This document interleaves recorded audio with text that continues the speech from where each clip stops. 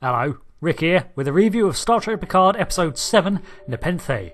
I actually felt this episode was proceeding rather slowly, but then it finished, and I was shocked that there went 58 minutes of my life.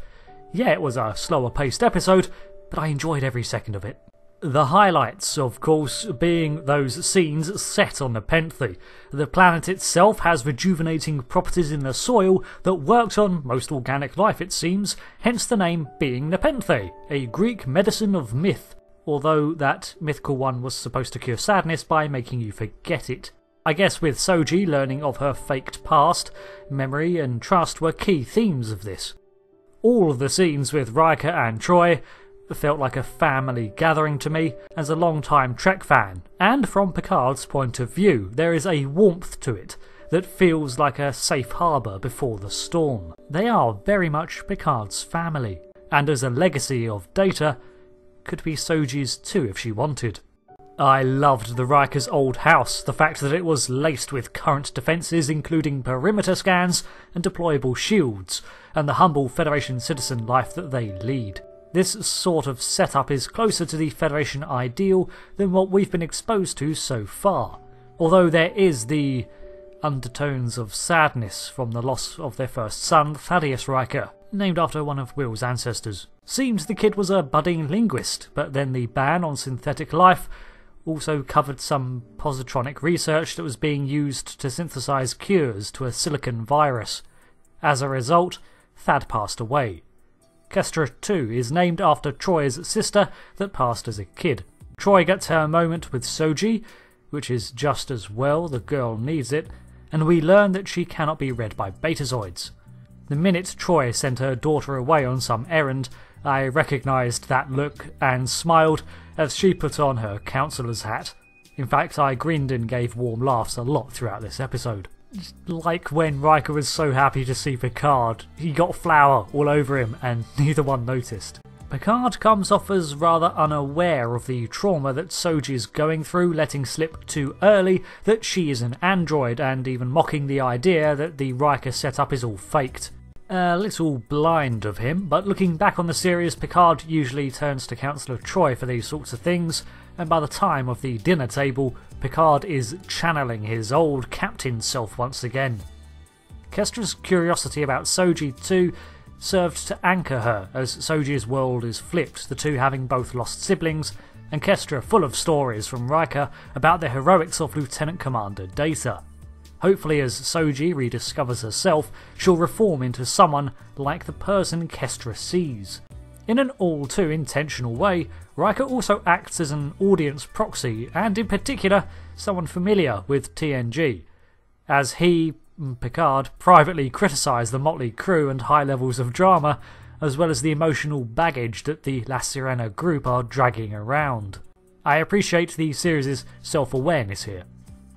I was a little upset though that we didn't get to see what the Rikers had been getting up to since Captain Riker took command of the USS Titan in 2379, but Will remains on active reserve.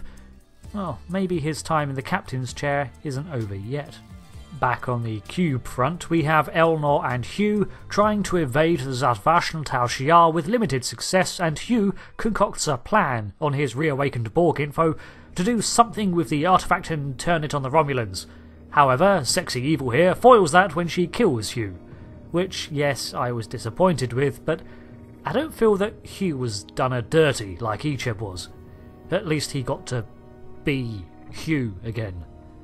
We don't get to see how Elnor survived last episode, but judging from how the fight scene unfolds, with him using the surroundings to evade fire and land surprise attacks for that meaty 15 times sneak critical, I could buy that he escaped, especially as Hugh was captive at the beginning and Elnor was not.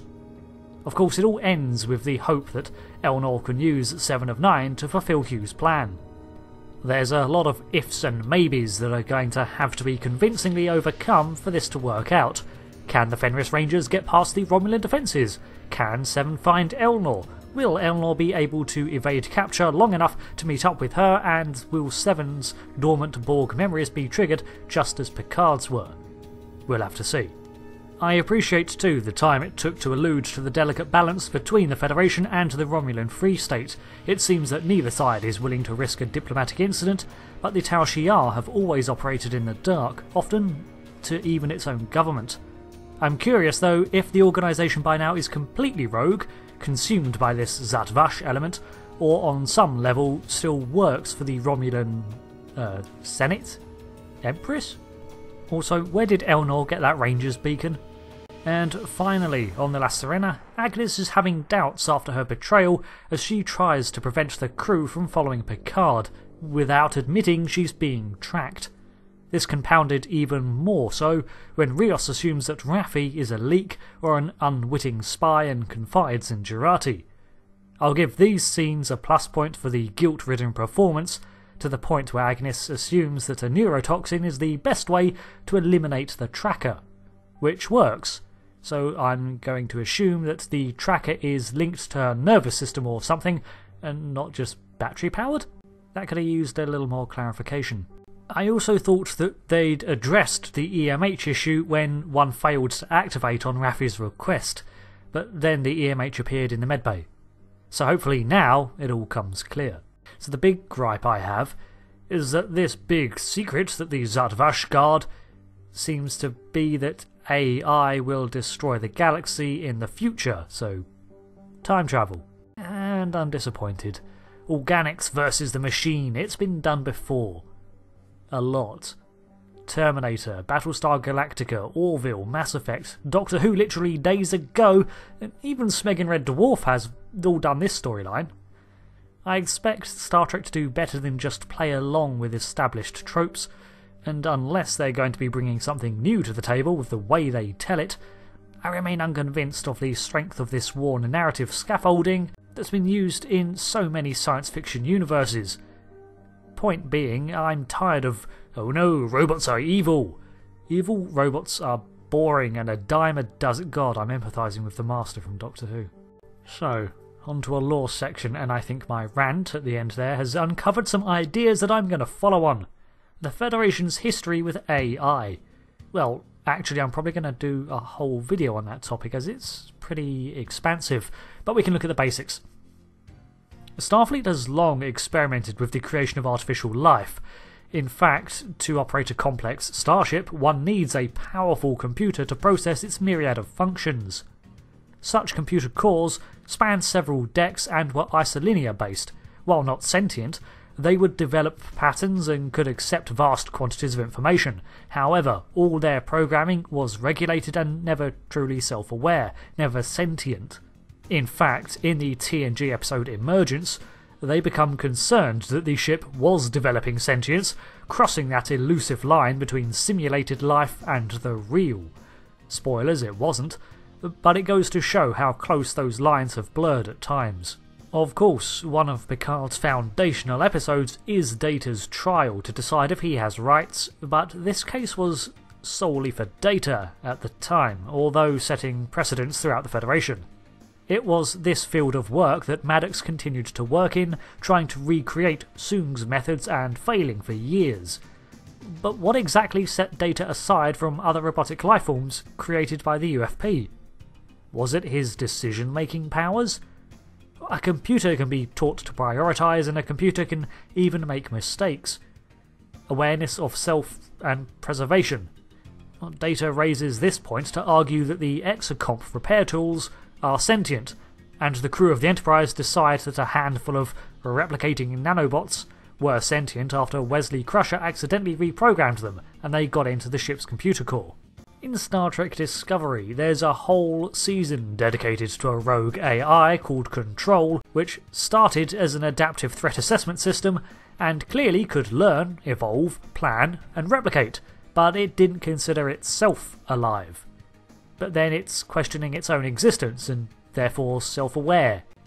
The M5 computer designed by Richard Daystrom, yes, the founder of that institute, went haywire and, although incredibly complex, I'd argue was merely a simulated intelligence, as it was talked into a faulty logical paradox and blue-screened. And then, of course, there are those that are not hardware at all but software consciousness, creations like Louis Zimmerman's emergency hologram program. Inspired by the accidental creation of Moriarty on the USS Enterprise, which is yet another confusing line between simulated and real intelligence, Zimmerman would also set in motion another argument for the decades. Originally, the medical holograms were simply simulated as could be, but were aware of their limitations. They could learn new medical techniques and incorporate new data to remain relevant, but intended on no level to be properly sentient. This was all changed when Voyager's EMH Doctor was left running full time and replaced the entire medical team. His programming continued to grow and adapt, and he desired to expand his faculties beyond his design. He was self-aware from the start, but at some point he became truly alive. He even wrote works of fiction that made their way into his counterparts back in the Alpha Quadrant. Although emergency holograms clearly still exist, I suspect their programming is probably now severely limited in comparison to the original Doctor. Starfleet has the capabilities to create sentient holograms, and I suspect they now have conscious limits placed on how far such a program can develop. I suspect this might be the reason that holographic workforces are no longer common, and instead Starfleet turned to synths. The Daystrom A500s, as they were called, were not sentient, but could be taught to mimic required tasks as intended. Being limited by their hardware, there was no possibility that they could evolve beyond a certain point. However, as the synth attack demonstrated, clearly something was overlooked. As of yet, we don't have clear answers, and nor does the Federation, so as a precaution, the development of AI and synthetic life was halted. But as an audience, we clearly saw evidence of hacking. So, Starfleet's history with artificial life has always been treading a fuzzy line, one that is tough to answer in real philosophy, let alone a sci-fi universe of Trek. What is consciousness? What is frequently shown, however, is when sentience is recognised, proven, or even suspected. Starfleet takes the issue very seriously, and any being deemed alive is respected. This is the big issue behind my trepidation to see an AI versus organic life narrative play out in Star Trek, because Starfleet has always approached AI with an open heart. Even if not always aware of the emergence of such, they try. Maybe that will be the whole twist explored in later narratives, that the only reason AI got hostile was that the Federation started treating it as hostile, and that can be undone. Well, speculation over. As is my review, it seems. Thanks for watching my breakdown of Nepenthe, and some salient lore from the unfolding series. Thanks again for watching. I've been Rick, and I'll see you all laters. Goodbye. Bonus lore facts. Riker mentions the Kzinti, which were a feline-esque species first seen in the animated series, and natural predators. I guess Nepenthe is a tempting target for some pirates or maybe local populace of hunters. Either way, I'll catch you later.